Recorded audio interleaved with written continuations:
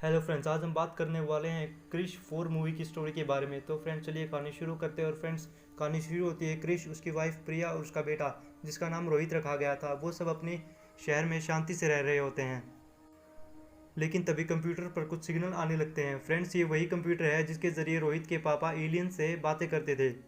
क्रिश उन मैसेजेस को समझने में असफल रहता है। कुछ देर बाद कंप्यूटर में एक इमेज शो होती है जिस पर एरिया 51 लिखा हुआ था और साथ ही एक सिग्नल दिया हुआ था जिसके अंदर लिखा हुआ था दुनिया खतरे में है। कंप्यूटर में जो फोटोज़ भेजी जा रही थी वो फ्लोरिडा के अलग अलग कोऑर्डिनेट से आ रही थी। क्रिश को कुछ भी समझ नहीं आ रहा था, बस उसको इतना समझ आया था कि एरिया 51 में कुछ तो गड़बड़ है, और वो तभी एरिया 51 में जाने के लिए निकल पड़ता है। जब वो वहाँ पहुँचता है, वहाँ के जो साइंटिस्ट है वो उसे अंदर नहीं जाने देते और वहाँ पर हड़बड़ी मची हुई होती है, सभी लोग टेंशन में होते हैं, लेकिन वो फिर भी कुछ नहीं बताते और क्रिश फिर वहाँ से चला जाता है।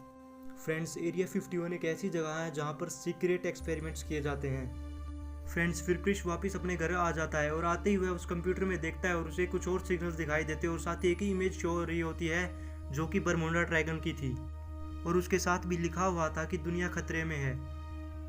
फ्रेंड्स फिर उसी कंप्यूटर में जादू की इमेज शो होती है। फ्रेंड्स वही जादू जिसने क्रिश के पापा रोहित को शक्तियाँ दी थी। फ्रेंड्स इससे क्रिश ये समझ जाता है कि ये जितने भी मैसेजेस हैं वो जादू ने भेजे हैं। क्रिश किसी को भी बिना बताए बरमुडा ट्रायंगल की तरफ चला जाता है। जब वो बरमुडा ट्रायंगल के पास पहुंचता है तभी अचानक से अंधेरा हो जाता है और अचानक से तूफान उठने लगता है, और तभी उस तूफान में क्रिश गायब हो जाता है। और जब उसकी आँख खुलती है तब वो अपने सामने जादू को देखता है। क्रिश जादू को देख के बहुत खुश होता है और जादू के साथ उसके और भी साथी वहीं पर थे। फ्रेंड्स जादू क्रिश को बताता है कि क्रिश अब बरमुडा ट्रायंगल के नीचे बसे अटलांटिस नामक शहर में है।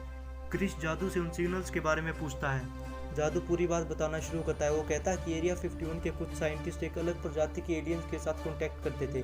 वे उन्हें अर्थ से कुछ मैसेज और सिग्नल्स भेजा करते थे ताकि अर्थ के साइंटिस्ट उन एलियंस के बारे में समझ सके, उनको जान सके या फिर उनकी पावर्स को जान सकें। अर्थ के कुछ साइंटिस्ट ने उन एलियंस के पास मैसेज भेजे और सिग्नल भेजे और उन्हें ये बताने की कोशिश की कि वो कुछ उनके साथ गलत नहीं करेंगे, ये सिर्फ दोस्ती के लिए, वो दोस्ती करना चाहते हैं एलियंस से। इन सिग्नल्स के मिलने के बाद कुछ एलियंस यूएफओ में बैठ के एरिया 51 में उन साइंटिस्ट से मिलने आए।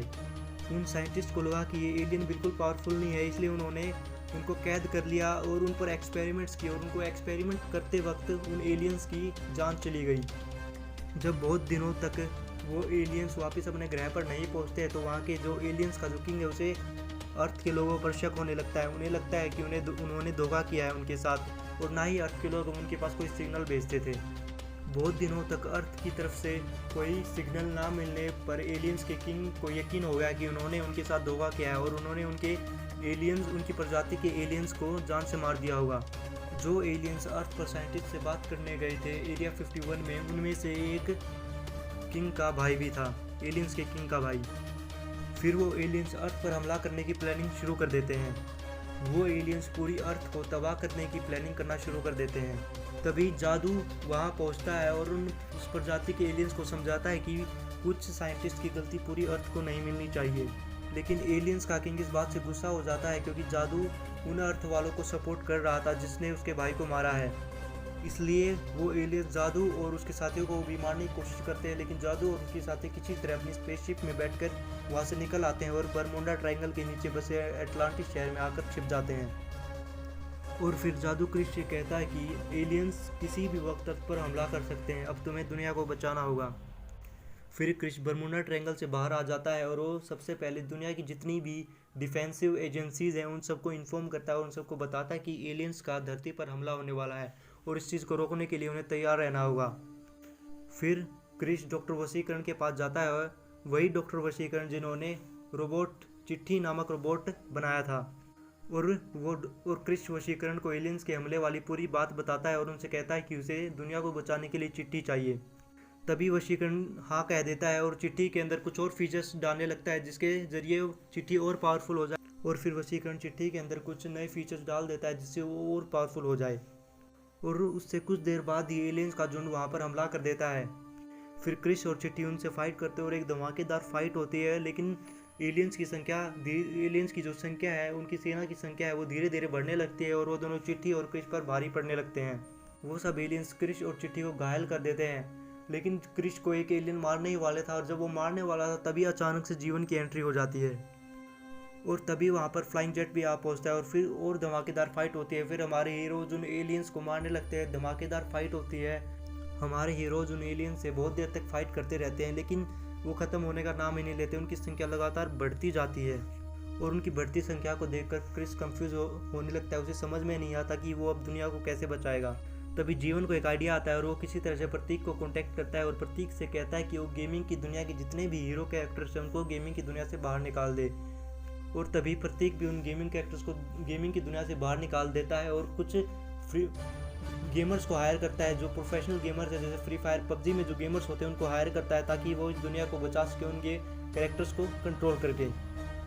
हमारे हीरोज उन एलियन से लड़ रहे होते हैं। लड़ाई बहुत ही खतरनाक होती है, और जो जितनी भी डिफेंसिव एजेंसीज थी उनके भी सुपर सोल्जर्स सब लड़ रहे होते हैं एलियन से। और तभी एलियंस का किंग आता है, और आते ही तबाही मचाना शुरू कर देता है, और क्रिश सबसे पहले उससे भिड़ता है, और क्रिश और एलियंस के किंग के बीच में एक धमाकेदार फाइट होती है। बिल्डिंगें टूटती है, तबाही मच जाती है, और उसी फाइट में फिर जीवन भी कूद पड़ता है। इन सब के बीच तीनों के बीच में खतरनाक फाइट होती है, लेकिन क्रिश और जीवन हारने लगते हैं। लेकिन क्रिश और जीवन दोनों मिलकर उस एलियंस को बुरी तरह घायल भी कर देते हैं, और साथ ही क्रिश और जीवन खुद भी बुरी तरह से घायल हो जाते हैं। तभी अचानक वहाँ पर जादू आ जाता है, और उसी समय वशीकरण भी अपने और रोबोट्स के लेकर वहाँ पर आ पहुँचता है, ताकि वो रोबोट्स एलियन से लड़ सकें। वशीकरण की नज़र जादू पर पड़ जाती है, और वो समझ जाता है कि यह वही एलियन है, वही जादू है जिसके बारे में क्रिश ने उसे बताया था। वशीकरण जादू से बात करता है और कहता है कि वह क्रिश का दोस्त है, जो तुम क्रिश को बताना चाहते हो वो तुम मुझे भी बता सकते हो। फिर जादू वशीकरण को एक बात बताता है, और उसी बात को वशीकरण चिट्ठी को बता देता है। फिर चिट्ठी अपने नए फीचर का इस्तेमाल करता है, और अपनी पूरी ताकत लगा के जो एलियंस का किंग होता है उसको पीछे से उठा लेता है, और उठा के कहीं दूर ले जाने लगता है। और इसे देखकर बाकी एलियंस की सारी सेना हड़बड़ा जाती है, और वो भी उसके पीछे पीछे चले जाते हैं, और जो हमारे बाकी हीरोज हैं वो भी उनसे लड़ते लड़ते उनके पीछे चले जाते हैं।